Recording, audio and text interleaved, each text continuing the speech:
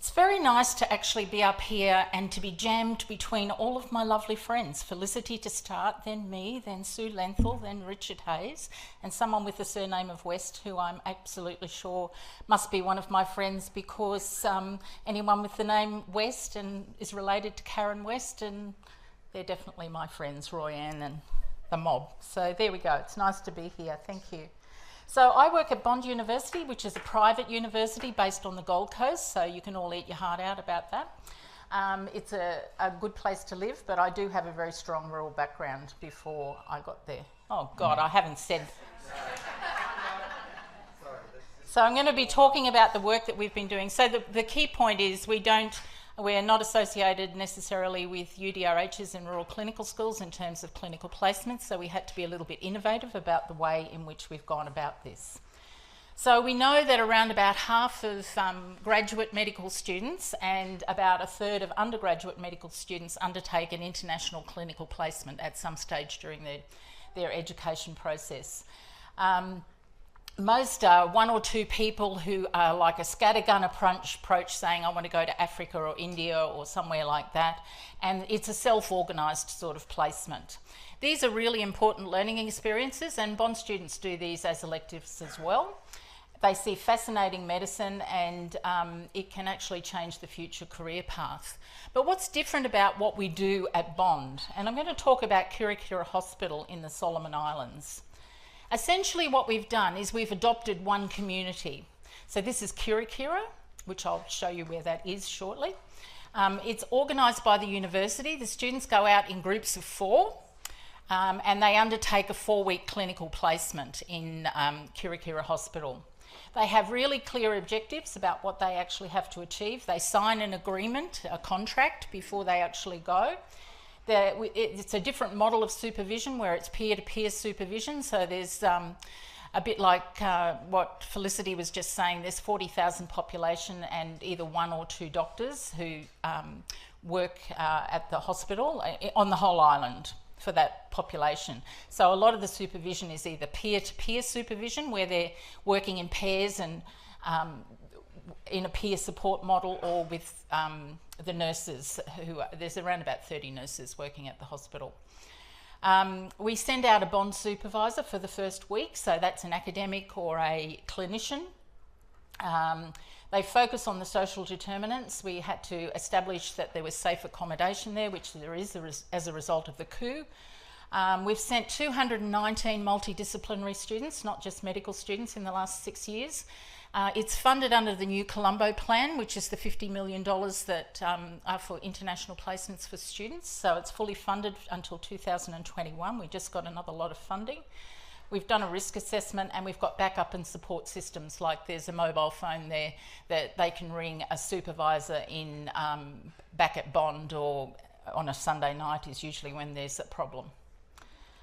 So this is how many students we've put through. So you can see we started with the majority of medical students, which is now part of their capstone as part of their MD requirements. And we've also had 32 sustainable development, diet, nutrition and physiotherapy students go. And students do make a financial contribution of $1,000, and the rest of it is from the new Colombo plan.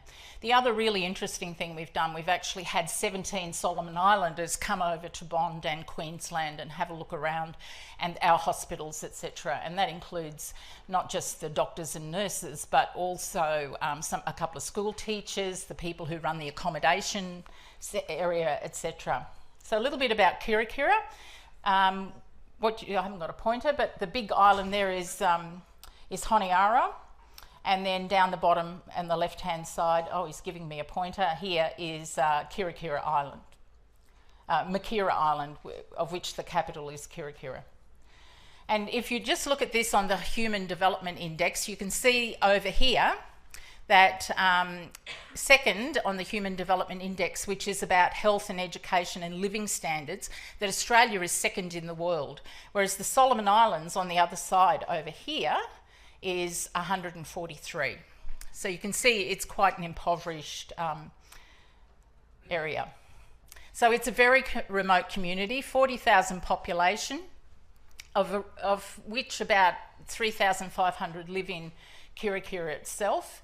It's a 40-bed hospital, but the beds don't really have mattresses and things like that. They have little, everyone brings their own mat to sleep on. There's no real roads, there's no real governance structure. Malaria is rife. People are treated for malaria. If in doubt, if they've got a temperature, everybody's just treated for malaria. And the most acute care problem that people have is broken bones from falling out of coconut trees. So some of our students have actually studied that and come out with some interesting findings. This is when I actually went. As you can see, I was in business class up the front, and we were coming through this horrible storm, and I thought, oh, I don't know. Anyhow, we landed. This is where we landed, in the Solomons. This is Kirikira. Welcome to Kirikira. It's mostly thatched houses, that sort of thing. This is the electricity supply. Big diesel generator, goes off at 10 o'clock at night. Maintenance is a really big issue. This is the accommodation that the students actually stay in, and the kitchen and the lovely women who run it.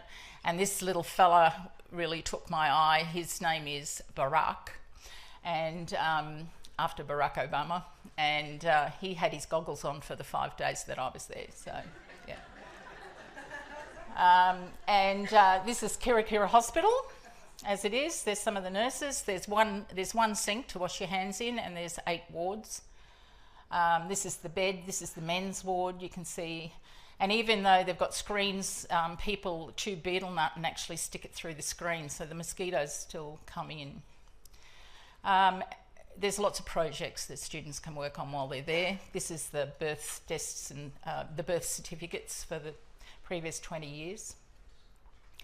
So what do the medical students actually do? They work in pairs in this peer-to-peer supervision model, which we've actually published about. We've had really good, the model advantages, I'm sorry. We've had really good feedback from the community. I've been doing the evaluation of this for the last 6 years, which is student and community feedback, and also with the clinicians who are going over. We provide an almost near continuous presence there. So a lot of people come in, they do something for 5 weeks and then they leave, and then there's a gap. Whereas we've got this near continuous student presence there for 42 weeks of the year. They have to come back and do exams, of course.